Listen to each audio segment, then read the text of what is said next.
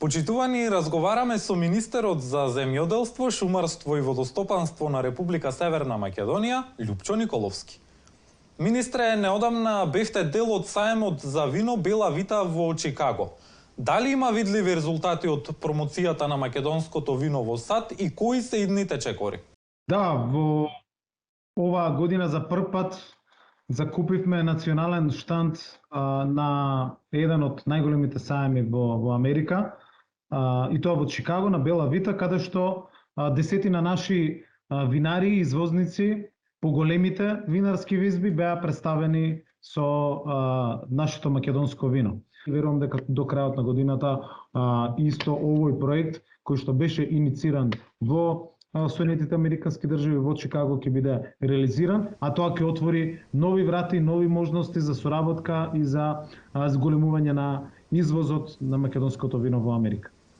По средбата со Националната гарда, но и со секторите задолжени за шумарство во Вермонт, рековте дека ќе добиете помош. Што има ново на тој план? Покрај виното, кое што беше како една клучен производ за кој што беше организирана оваа наша посета во Америка, сакам да потенцирам дека оваа година World Top Export за 2022 година Северна Македонија ја рангираше во првите 15 земји во светот по извоз на вино и расте извозот на вино генерално. Меѓутоа зборевме и за младите, зборевме и за шумарството, каде што веќе конкретни проекти ќе спроведуваме, односно ќе имаме студиска посета на млади фармери во Вермонт. Веќе на оваа студиска посета работиме заедно со амбасадата на Соединетите Американски држави, но секако и поддршката која што имаме во поглед на шумарството. Ние започнавме еден голем проект за реформа на целокупниот сектор шумарство со поддршка на Европската унија.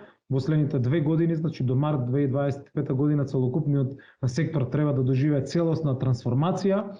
Јас се радувам што во собраниска процедура веќе во второ читање и новиот закон за советодавни системи во земјоделството, нов закон со кој што целосно го трансформираме овој сегмент, каде што дефинираме кој се може да биде советодавец во земјоделството, како се лиценцираат, кои се обуките што треба да ги поминуваат. Значи нема да имаме само една агенција за поддршка на развој на земјоделството, туку по примерот на овие вакви успешни примери и земји веќе воведуваме модерен систем на информирање на земјоделците.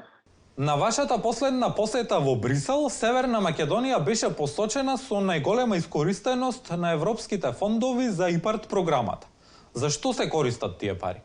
Само во овој месец ние ставивме на располагање 40 милиони евра на апликантите во делот на земјоделството преку мерките од ИПАРД. И она што може ексклузивно да го кажам, заради тоа што заврши рокот само пред 2 дена и се уште стигаат апликациите за овие мерки од ИПАРД 3 програмата за првиот повик за мерката 1 и мерката 7, може да констатираме дека интересот е огромен.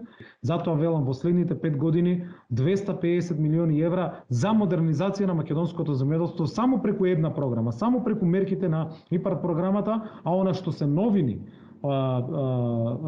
исто така се од интерес и корист за самите апликанти. Многу новини имаме во овој ИПАРД, во оваа ИПАРД 3 програма. Европската комисија во Брисел на скрининг процесот навистина честиташе недвосмислено, недипломатски, директно беше посочена успешноста на македонскиот ИПАРД 2 од 2017 до 2023 година и токму затоа сме пример и земјите од регионот учат од нашето искуство кое што го поминавме во овој период.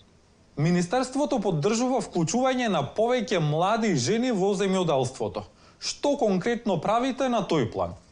Нашата клучна цел е да ги задржиме младите дома, тука, да Европа ја донесеме тука, да правиме се во поглед на нивно мотивирање. Токму затоа имаме и програма за практиканство. Имаме 50 практиканти во Министерството за земјоделство кои што се студенти на нашите факултети за земјоделство, за ветеринарна медицина или за шумарство, кои што добиваат по 6-месечна платена пракса во износ од 70% од минималната плата, што исто така е еден мотив, но и отворена врата да останат и да работат во Министерството. Исто така, за прв пат преку иницијатива на Министерството воведовме и стипендии од највисок обем, односно од прва група за студентите на земјоделство, на шумарство и на ветерина, каде што по 18.000 денари добиваат студентите кои што ќе склучат договор за стипендирање, исполнат одредени критериуми и радува фактот што и на овој начин ги мотивираме да вратиме и задржиме број, да мотивираме поголем број на студенти, а свесни сме дека паѓа интересот на овие науки, особено од младите луѓе. Така да правиме на сите полиња буквално се она што е во наша можност, се со цел да младите и жените бидат препознаени во сите политики на Министерството. Министре, минатата недела подпишавте договор за изградба на агрофуд платформа во Скопје. Што значи тоа? Ова е едно од нашите ветувања каде што велиме дека модернизацијата во земјоделството ќе биде базирана и на изградба на откупно-дистрибутивни центри. Ова е проект за модернизација на земјоделството кој што го реализираме заедно со Светска банка, каде што имаме заем од 50 милиони евра, односно од 46 милиони евра и грант од Европската унија од 4 милиони евра. Еден од најголемите проекти односно најголема компонента на овој проект е откупно-дистрибутивните центри во Скопје, во Ресен и во Струмица.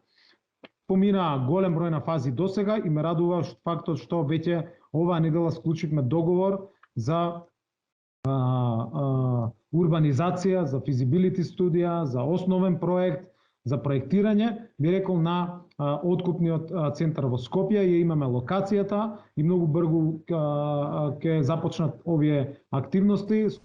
Господине Николовски, во последно време имаше многу реформи во земјишната политика.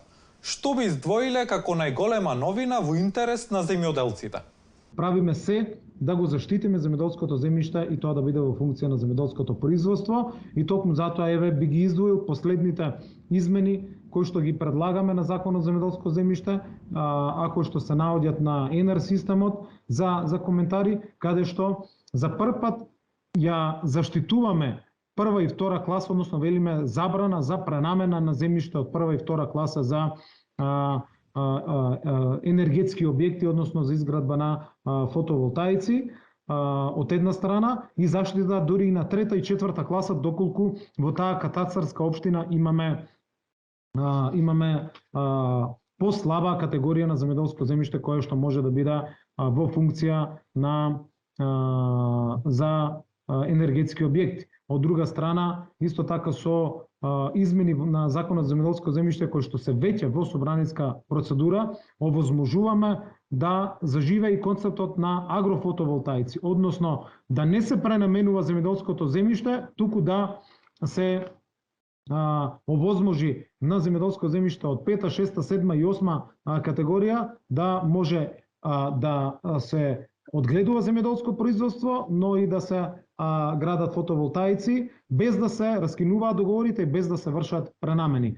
Воочивме дека голем е интересот во делот на фотоволтаиците и затоа презедавме чекори како да го заштитиме земјоделското земјиште и како да за најплодното земјоделско земјиште забраниме. Министре, ви благодариме за одвоеното време за Гласот на Америка.